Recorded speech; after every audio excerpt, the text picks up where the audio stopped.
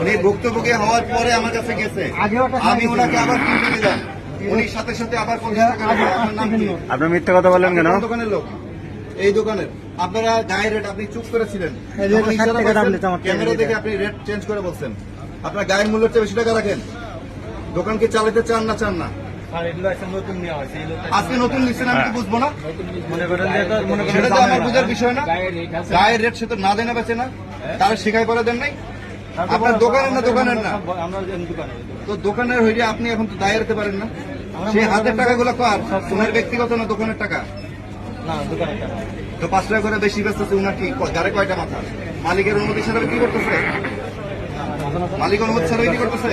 এই আপনি বাইরে আসুন, বাইরে আসুন। সে কি একা চাইলেই কোনো কিছু দাম চাইলে 15 টাকা বেচতে পারবে? তাহলে বছর 5 টাকা কম করে বেচুক পারবে মালিকের অনুমতি ছাড়া? তাহলে মালিকের অনুমতি নিয়ে 5 টাকা বেশি বেচতেছে। আসলে আপনার নাম কি? হ্যাঁ মারুফ, আপনার নাম কি?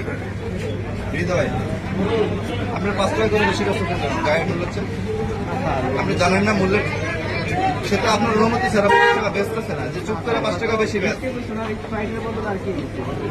2 বার উনি কিনে নিয়ে ধরা খাওয়ার পরে আমার কাছে অভিযোগ দিচ্ছে, আমি ওনাকে নিয়ে আসছি। কেমনি আমি নিয়ে আসছি? উনি সামনে বিক্রি করছে, আমি পিছনে দাঁড়ানো।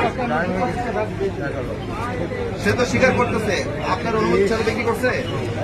দোকান চালাবেন না বাতিল করে দেবো, বন্ধ করে দিব? আমি বাতিল করে ইন্দিরা বাতিল ব্যবস্থা নিচ্ছি, ঠিক আছে? দোকান চালানো লাগবে না।